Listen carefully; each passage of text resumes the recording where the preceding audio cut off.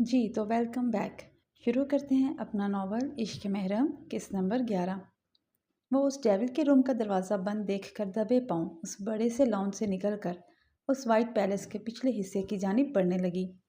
اس وقت اس کا دل زوروں سے دھڑک رہا تھا۔ آگے پتہ نہیں کیا ہونے والا تھا، اسے پتہ نہیں تھا۔ اپنے چہرے پر خوف و ہراس لیے وہ آگے بڑھ رہی تھی کہ تبھی سامنے کے منظر نے اس کی سانسیں مدھم کر دیں۔ روح جان، کہاں جا رہی ہو اتنی رات کو؟ سامنے وہ اپنے پورے جہو جلال کے ساتھ کھڑا اسے گھور رہا تھا۔ وہ مجھے اندر گرمی لگ رہی تھی تو میں باہر ہوا کھانے کے لیے جا رہی تھی، وہ بری طرح سے اٹکتی ہوئی بولی۔ فرغام سلطان سنجیدگی سے اپنے قدم اس کی جانب بڑھانے لگا، جو روحین دیکھتے ہوئے بری طرح سے لرزنے لگی۔ روح جان، تمہیں اتنی سردی میں گرمی لگ رہی ہے، کیا تمہاری طبیعت تو ٹھیک ہے نا؟ وہ اس کے پاس آ کر اس کی پیشانی کو چھو کر فکر مندی سے پوچھنے لگا تو روحین اس کی اداکاری پر اسے دل ہی دل میں داد دیے بغیر نہ رہ سکی۔ میں ٹھیک ہوں۔ وہ اپنی پیشانی پر اس کا ایک ہاتھ محسوس کر کے اور دوسرا نازک کندھے پر محسوس کر کے بری طرح سے لرزی تو اس کی لرزاہٹ پر فرغام سلطان نے اس کے کندھے پر دباؤ بڑھا دیا۔ چیک تو کرنے دو مجھے جانا، ابھی پتہ چل جائے گا کہ تمہاری طبیعت ٹھیک ہے یا نہیں۔ وہ اس کی خوف سے پڑتی سفید رنگت کو دیکھ کر سنجیدگی سے اس کی خوف کے باعث سرخ ہو رہے گالوں کو اپنے ہاتھوں کی پشت سے چھو کر کہنے لگا، میں کہہ رہی ہوں نا کہ میں ٹھیک ہوں۔ وہ گھبراتی ہوئی اسے خود سے دور کرتی ہوئی نم آواز میں کہنے لگی۔ تو فرغام سلطان نے اچانک سے اپنے چہرے کے تاثرات بدل کر اسے کندھوں سے سختی سے پکڑ کر انتہائی نفرت بھری نظروں سے گھورتے ہوئے پوچھا، مجھ سے بھاگنے کی کوشش کر رہی تھی نا تم؟ روحین اپنے کندھوں پر اس کی سخت گرفت پر بری طرح سے سسکتی ہوئی خود کو اس کی تنگ گرفت سے چھڑوانے لگی، مگر اس ڈیول کی گرفت نرم ہونے کے بجائے تنگ ہوتی جا رہی تھی۔ نہیں نہیں تو میں تو باہر گرمی کی وجہ سے آئی تھی، وہ اٹکتی ہوئی سسک کر بولی۔ جھوٹ مت بولو، تم میری اصلیت جان چکی ہو نا؟ اس کی بات پر اچانک ہی وہ بری طرح سے غرایا تو اس کی غراہٹ پر روحین کی ٹانگیں بری طرح لرزنے لگی۔ کیسی اصلیت؟ وہ جانتی تھی کہ وہ کس اصلیت کی بات کر رہا ہے، مگر پھر بھی اس کے آگے انجان ظاہر کرتے ہوئے پوچھنے لگی، اور یہی بات اس ڈیول کے سر پر غصہ سوار کرنے کا باعث بنی۔ مجھے پتہ ہے تم اس روم میں گئی تھی، اب یہ ناٹک بند کرو۔ اسے گردن سے سختی سے پکڑ کر وہ تندخو لہجے میں کہنے لگا۔ روحین اس کی سخت گرفت پر اس کی باہوں میں بری طرح سے مچلنے لگی۔ میں اس روم میں نہیں گئی تھی، آپ یقین کریں یا نہ کریں میرا، لیکن میں اس روم میں نہیں گئی تھی۔ روحین اپنی جان بچانے کی خاطر آج پہلی بار جھوٹ بولنے پر مجبور ہوئی تھی، جبکہ فرغام سلطان کو پتہ تھا اس کے جھوٹ پر سخت غصے سے اس کی آنکھوں میں آنکھ ڈال کر وہ اسے گھورنے لگا۔ تو تم آرام سے نہیں مانو گی؟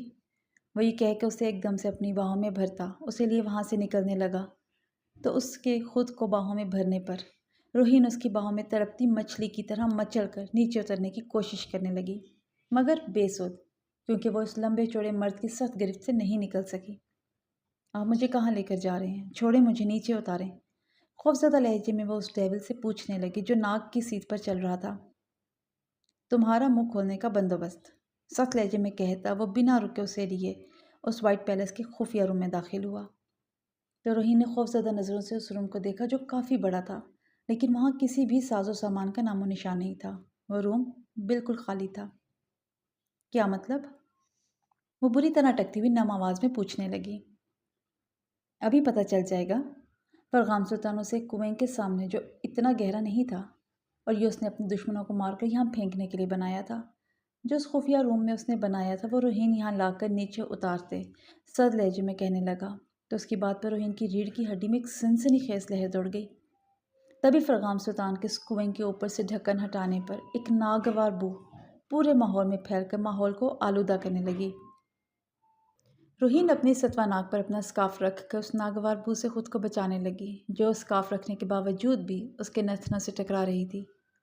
یہ آپ کیا کر رہے ہیں؟ اچانک سے فرغام سلطان کے اٹھانے پر وہ ڈرتی ہوئی چیخنے لگی، مگر وہ ڈیول آج شاید اسے مارنے کا پورا بندوبست کر چکا تھا۔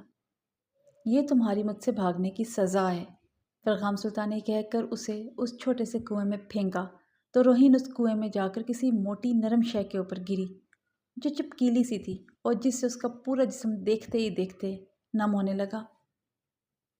مجھے باہر نکالیں پلیز، میں وعدہ کرتی ہوں میں دوبارہ بھاگنے کی کوشش نہیں کروں گی، پلیز مجھے یہاں سے باہر نکالیں، اس گندی بدبو سے میرا دم گھٹ رہا ہے۔ कुएं से रोहिन की रूहानी आवाज़ सुनकर वो सिगरेट निकाल कर लबों से लगाकर सुलगाने लगा। तभी रोहिन उस कुएं में अपने पूरे वजूद पर बहुत से कीड़े मकोड़ों को रेंगते हुए महसूस करती बुरी तरह से चीखती हुई सिसकने लगी। फरगाम उसकी सिसकियों की परवाह किए बगैर वहां से निकलता चला गया, जबकि वो वहीं अपने वजूद पर रेंगते कीड़े मकोड़ों को हटाती हुई सारी रात खौफ से हटाते हुए गुजारने पर मजबूर हो गई थी। मिस्टर माफिया, मुझे सिगरेट से सख्त नफरत है, तो क्या तुम इसे बाहर जाकर नहीं पी सकते? हम कब से तुम मुझे इरिटेट कर रहे हो, तुम अपनी इन चरसी नज़रों से और अपने सिगरेट के धुएं से। वल्लाह, नाज़ी सिगरेट के धुएं से सख्त चिढ़ती हुई बोली। कीवान जो लबों से सिगरेट लगाए बगौर उसे उस वीराने में सबूत ढूंढते हुए देखकर गहरे कश लगा रहा था, उसके टोकने पर मुस्कुराया। मिस ऑफिसर, आपको मेरी सिगरेट पीने से प्रॉब्लम हो रही है या मेरी इन चरसी नज़रों से? वो मानी खेजी से कहता उसे सख्त सुलगा गया। शट अप, मैं यहाँ तुम्हारी इन बोंगियाँ सुनने के लिए नहीं खड़ी हूँ। मुझे बहुत सा काम है। प्लीज़ तुम या तो मुझे अकेला छोड़ दो या ये सिगरेट पीना। वो उसे घूरती हुई बोली। मिस ऑफिसर, ये दोनों मेरे लिए नामुमकिन है, क्योंकि दोनों मेरे लिए एक नशा है। सिगरेट मेरी जान है तो आप मेरी जिंदड़ी। वो मखमूर नज़रों से उसके सरापे को देखते हुए गंभीर आवाज़ में कहता उसे सटपटाने पर मजबूर कर गया। तुम? कीवान ने बीच में आकर अपने मुंह से धुआं निकालकर उसके मुंह के आगे छोड़कर उसकी बात को काटा तो वो उसकी इस हरकत पर सुलग कर ज़ोर ज़ोर से खांसती हुई उसे बुरी तरह से घूरने लगी। हाँ मिस ऑफिसर, पता है मैं बहुत बड़ा कमीना उल्लू का पट्टा हूँ। वो ढीठपन से हंसते हुए उससे कहने लगा। तुम कमीने और उल्लू के पट्टों के साथ साथ एक नंबर की ठरकी भी हो। मेरी सांसें उखाड़ कर रख दी तुमने, जालिम इंसान। नाज़ली उसकी बात पर गुस्से से कहती अपनी आंखें सख्ती से मींच कर अपने गुस्से को कंट्रोल करने लगी। मिस ऑफिसर, अभी तो सांसें भारी और उखाड़ने के लिए मेरे पास कोई सर्टिफिकेट नहीं है, तो भला मैंने आपकी सांसों को उखाड़ने की गुस्ताखी कैसे कर सकता हूँ? वो मानीखेजी से उसे तंग करते हुए कहने लगा। तुम एक नंबर के वाहियात और बेगैरत इंसान हो। नाज़ली उसे सख्त नज़रों से घूरती हुई गुस्से से कहने लगी। इसी बात का तुम्हें घमंड नहीं करता मिस ऑफिसर? वो बड़े ही फ़ख्र से अपने कॉलर को दुरुस्त करता हुआ कहने लगा। तुम मिस्टर ठरकी माफिया अभी के अभी मेरी नज़रों के सामने से हट जाओ, वरना मैं तुम्हारी ये हेडलाइट्स तोड़ दूंगी। नाज़ली चिढ़कर अपनी उंगली से दरवाजे की तरफ इशारा करती हुई बोली। ओके ओके, मैं चलता हूँ। वो शरीर नज़रों से उसे देखते हुए एक आंख को विंक करता कहने लगा, जबकि नाज़ली को उसका वहाँ से जाने का कोई इरादा नज़र नहीं आया तो वह शरीर गुस्से से उसे देखने लगी। हाँ जाओ, दफ़ा हो जाओ, और फिर कभी भी अपनी ये मनहूस शक्ल मुझे मत दिखाना, वरना मैं तुम्हारी जान ले लूँगी। वो खा जाने वाली नज़र उस पर डालती हुई नागवारी से बोली।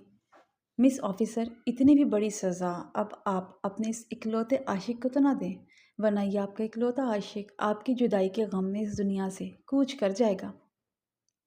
कीवान उसकी संगदिली पर अपने हाथ सीने पर रख कर अपनी आवाज़ को गमज़दा बनाते हुए आंखों में मसनूई आंसू लाकर कहने लगा, जबकि बहुत ज़्यादा कोशिशों के बावजूद भी उसकी आंखों से मसनूई क्या कोई असली आंसू भी ना निकल सका। तो कूच कर जाओ मेरी बला से, नाज़ली बेजारी से कहती वापस मुड़ी और नीचे झुककर उस जगह को कुछ ढूंढने लगी जहाँ लाश को गिराया गया था। मगर कीवान कहाँ आज उसे कुछ भी करने देना चाहता था। वो उसके करीब आकर उसे उठाते हुए उसकी आंखों में आंखें डालकर उसे बेकरार नज़रों से देखने लगा। कसम से आप बहुत जालिम हैं, वो उसकी सुरमई आंखों में अपने आप को देखते हुए बोझे लहजे में कहता। नाज़ली की धड़कनें बुरी तरह से अथल पथल कर गया। थोड़ी देर बाद जब नाज़ली को होश आया तो वह गुस्से से उसे खुद से दूर करती सख्त गी नज़रों से देखने लगी। तुम जैसे गुंडों के लिए मैं जालिम से भी बदतर हूँ, समझे? अब यहाँ से अपनी शक्ल गुम करो। उसकी आंखों में आंखें डालकर वो सख्त लहजे में गोया हुई तो उसकी बात पर कीवान ने आगे बढ़कर उसे गले से लगा लिया। नाज़ली उसकी इस गुस्ताखी पर सटपटा कर रह गई। अच्छा अच्छा, जाता हूँ, अब इतना गुस्सा करके अपनी शक्ल तो ना बिगाड़ें, वरना। नाज़ी ने उसे सख्ती से खुद से दूर किया और उसे अपनी सख्त घूरियों से नवाज कर वो अपना रिवॉल्वर निकाल कर उसे वहाँ से जाने का इशारा करने लगी तो उसके हाथ में रिवॉल्वर देखकर वो खिसियानी हंसी हंसता वहाँ से जाने के लिए मुड़ा तो उसके मुड़ने पर नाज़ी ने एक पुरसुकून सांस ली। सुबह जब फरगाम सुल्तान वहाँ आया तो उसे बेहोश देख कर उसे उठाकर कुएं से बाहर निकाला और उसे उस रूम में लेकर आया जहाँ वो रह रही थी। वो उसके निढाल वजूद को वॉशरूम में लाकर बाथ टब में लिटाकर संजीदगी से उसके ऊपर hand shower locker shower on करके उसे होश में लाने लगा। آپ ایسا کیوں کر رہے ہیں؟ بتا دیں آخر میرا قصور کیا ہے جو آپ مجھ پر ظلم کر رہے ہیں؟ ٹھنڈا پانی روہین کے چہرے پر گرا تو وہ اپنی آنکھوں کو آہستگی سے کھولنے لگی، تو اسے اپنے اوپر جھکا دیکھ کر وہ خوف کے باعث سٹ پٹا کر جلدی سے اٹھی۔ بتا دوں گا وقت آنے پر کہ تمہارا قصور کیا ہے۔ وہ ہینڈ شاور اس کے اوپر پھینکتے ہوئے شفاقیت سے کہتا پیچھے ہٹا، تو روہین کی نظر جب اپنے وجود پر پڑی تو وہ سٹ پٹا کر رہ گئی، کیونکہ اس کے کپڑے پورے بھیگنے کی وجہ سے اس کے جسم پر چپک کر سب کچھ آشکار کر رہے تھے۔ وہ تڑپ کر اپنے ہاتھوں سے خود کو ڈھانپنے لگی۔ میں ظالم ضرور ہوں، لیکن عزت لوٹنے والا لٹیرا نہیں ہوں۔ اسے خود کو ڈھانپنے پر وہ سخت نظروں سے اسے دیکھتے ہوئے سرد لہجے میں کہنے لگا، وہ اس روم میں جو تصویر میں لڑکی ہے وہ کون ہے؟ وہ اس کی بات پہ نظر نیچے جھکا کر اب اس لڑکی کے متعلق پوچھنے لگی، جس کا نام سن کر فرغام سلطان کے ہونٹ بھینچ گئے۔ اپنے باپ سے پوچھو کہ وہ لڑکی کون ہے، وہ نفرت سے سخت لہجے میں گویا ہوا۔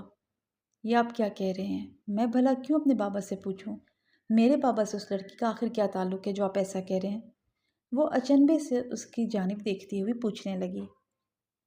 بہت گہرا تعلق ہے تمہارا اور تمہارے باپ کا اس لڑکی سے، جس کی حرکت کی وجہ سے شاید تمہارا باپ اسے دنیا والوں سے چھپا رہا ہے، لیکن تمہاری اس شکل کی وجہ سے وہ اپنے اس تعلق کو مجھ سے نہیں چھپا پایا۔ وہ اس پر ایک راز آشکار کرتا اسے وہیں چھوڑتا وہاں سے باہر نکلا، جبکہ وہ باتھ ٹب میں بیٹھی اس لڑکی کے متعلق سوچنے لگی کہ اس لڑکی کا اس سے اور اس کی فیملی سے آخر کیا تعلق ہو سکتا ہے، جس کے نام سے بھی وہ ناواقف تھی۔ میری باس کہاں ہے؟ کیوان جب سلطان مینشن میں آیا تو فرغام کو وہاں نہ پا کر پاس کھڑی میری سے پوچھنے لگا۔ وہ تو میم کے ساتھ کہیں گئے ہیں۔ میری کی بات پر وہ حیرت سے اسے دیکھنے لگا۔ کیا مطلب؟ تم کس میم کی بات کر رہی ہو؟ وہ میری کی بات پر سخت حیران ہو رہا تھا، کیونکہ فرغام سلطان نے اسے کسی لڑکی کے بارے میں نہیں بتایا تھا، اور نہ ہی یہ کہ وہ اس وقت کہاں ہے۔ حیرت ہے کیوان سر، آپ کو باس نے نہیں بتایا میم کے بارے میں؟ اب میری بھی اس کے انجان ہونے پر حیرت سے اسے دیکھتی ہوئی کہنے لگی، نہیں، انہوں نے مجھے اس بارے میں نہیں بتایا۔ اور وہ میم کیسی دکھتی ہیں مجھے یہ بتاؤ، ضرور کچھ گڑبڑ ہے، ورنہ سلطان بے کبھی بھی مجھ سے کچھ نہیں چھپاتے ہیں۔ کیوان کاردال سخت سنجیدگی سے اب کی بار میری سے اس بارے میں پوچھنے لگا، کیونکہ اب اسے شدت سے کچھ گڑبڑی کا احساس ہونے لگا تھا۔ کیوان سر، وہ بہت زیادہ خوبصورت ہے، اور ان کی آنکھیں بالکل سبز رنگ کی ہیں، اور پتہ ہے باس نے نکاح کے لیے ان کے لیے ایک خاص برائڈل ڈریس بھی منگوایا تھا۔ میری روہین کی خوبصورتی کی تعریف میں کہنے لگی، مگر کیوان تو برائڈل ڈریس کا سن کر ہکا بکا رہ گیا۔ واٹ؟ نکاح کے لیے برائڈل ڈریس؟ وہ پھٹی آنکھوں سے میری کی جانب دیکھتے ہوئے پوچھنے لگا۔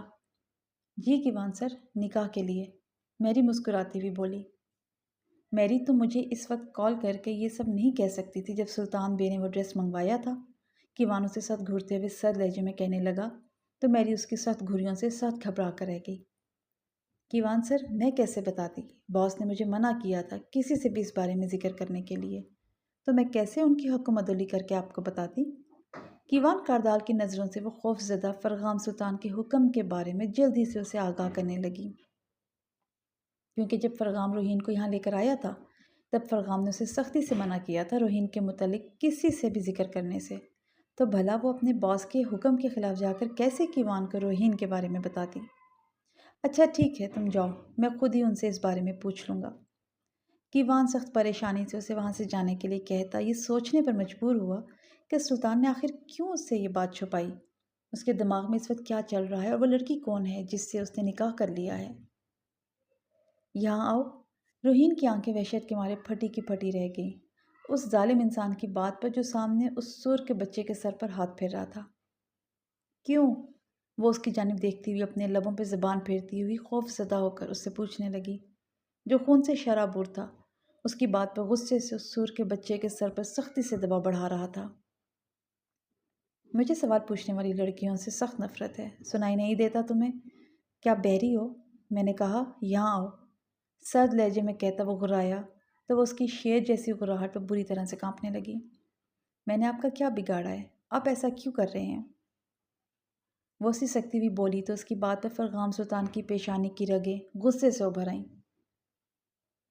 اس چہرے نے میرا سب کچھ بگاڑا ہے، مجھ سے میری خوبصورتی، میری پہچان، میرے بابا، میری سگی ماں اور منہ بولی ماں، اور میرے چھوٹے بھائی کو مجھ سے چھینا ہے۔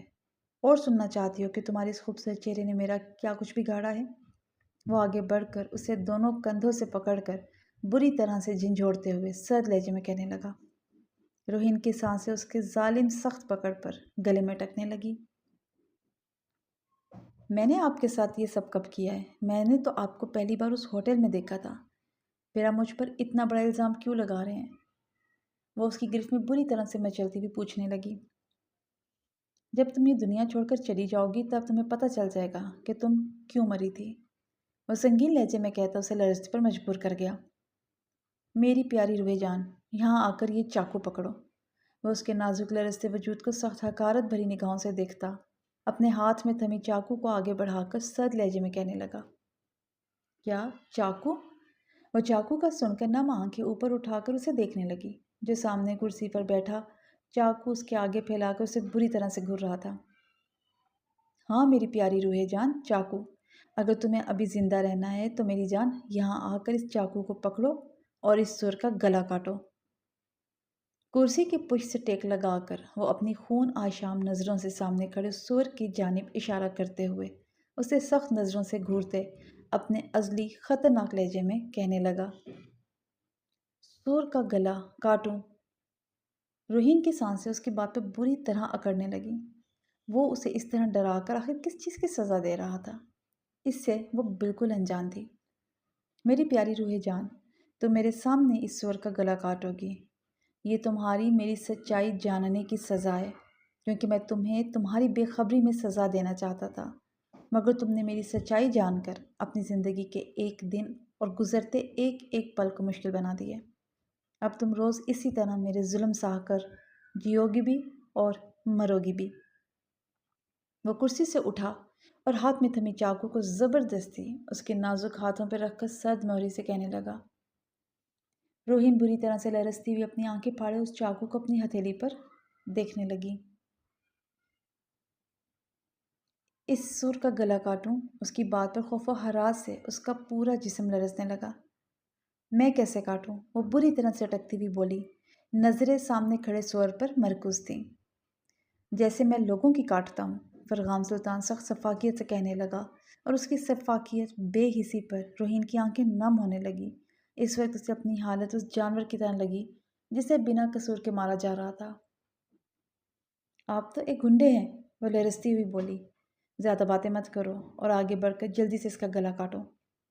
وہ اس کی جانب سخت نظروں سے گھورتے ہوئے سر لہجے میں کہنے لگا، مگر اسے اسی طرح کھڑے دیکھ کر وہ غصے سے آگے بڑھا اور اس کے ہاتھوں میں زبردستی چاقو پکڑا کر سور کے پاس لے جا کر اس نے اس کا چاقو والا ہاتھ آگے بڑھا کر اس جانور کے گلے میں پھیرا تو خون کے پھوارے کی طرح روہین اور اس کے چہرے پر اس کا خون جا کر لگا۔ روہین اپنے چہرے پر نمی محسوس کرتی وہ بری طرح سے ہچکیاں لے کر رونے لگی، جبکہ وہ ڈیول چہرے پر سختی لیے اس جانور کی گردن کو جڑ سے الگ کرتا اس کی کلائی کو سختی سے پکڑ کر اسے لیے اس روم کی جانب بڑھا جہاں اس عورت کی بے شمار تصویریں تھیں جس سے وہ اس دنیا میں سب سے زیادہ نفرت کرتا تھا۔ اتنی نفرت کرتا تھا کہ اس کی ہم شکل کو دیکھ کر وہ اسے مارنے کے لیے پاگل ہو گیا تھا۔ یہ عورت تمہاری کیا لگتی ہے؟ وہ اسے اس تصویر کے سامنے لا کر کھڑا کرتے ہوئے اس سے سوال پوچھنے لگا جس کا جواب اس کے پاس نہیں تھا۔ مجھے نہیں پتا، وہ خوف سے بولی۔ مجھے پتا تھا، اس الیاس محمود نے اپنی عزت بچانے کی خاطر اپنی اولاد سے بھی یہ راز چھپا کر رکھا ہوگا۔ چلو کوئی بات نہیں، میں تمہارے خاندان کے اس راز سے خود ہی پردہ اٹھا دیتا ہوں۔ یہ گھٹیا عورت تمہاری سگی پھپھو ہے، اس کی حیثیت تمہارے خاندان میں ایک شرمندگی کے سوا کچھ بھی نہیں ہے۔ یہ ضدی اور ایک بے لگام لڑکی تھی، محمود خاندان کی، اور اپنی اسی مزاج کی وجہ سے اس نے اپنا اتنا بڑا رئیس خاندان چھوڑا صرف اپنے غنڈے عاشق کے لیے۔ وہ تصویر میں موجود روہین کی ہم شکل کو نفرت سے دیکھتے ہوئے کہنے لگا، جبکہ روہین اتنے بڑے راز کو سن کر سکتے میں چلی گئی۔ یہ آپ کو کیسے پتہ چلا کہ یہ میری پھپھو ہے؟ وہ اپنی سبز آنکھوں کو اوپر اٹھا کر اسے دیکھتی ہوئی پوچھنے لگی۔ میرے لیے تمہارے اس غدار خاندان کا ایک ایک اہم بات معلوم کرنا اتنی مشکل نہیں ہے۔ ہاں، تمہاری پھپھو کو ڈھونڈنا میرے لیے مشکل ہو گیا ہے کیونکہ وہ ایک شاطر عورت ہے، پتہ نہیں مجھ سے ڈر کر کہاں جا کر چھپی ہوئی ہے۔ وہ اس کی آنکھوں میں آنکھیں ڈال کر سخت لہجے میں کہنے لگا تو اس کی بات پر اس کی سبز آنکھیں بھینکنے لگی۔ تو فرغام سلطان ان بھیگی سبز آنکھوں کو غور سے دیکھنے پر مجبور ہو گیا، کیونکہ اس عورت کی اور اس کی آنکھیں ملنے کی وجہ سے پہلی نظر میں وہ اسے بھی اس کی پھوپھو کی طرح شاطر لگی تھی، مگر اس وقت اسے اس 20 سالہ لڑکی کی آنکھوں میں چالاکی تیزی کی جگہ ایک پاکیزگی کی جھلکتی ہوئی نظر آنے لگی، تو وہ ان سبز آنکھوں کو دیکھتا ہی رہ گیا۔ چونکا تو وہ تب جب اس کی سماعتوں میں اس کی سسکیاں گونجی، تو وہ نظریں اٹھا کے اسے دیکھنے لگا جو اس کے ہاتھوں میں تھمی اس جانور کی گردن سے ٹپکتے خون کو دیکھ کر رو رہی تھی۔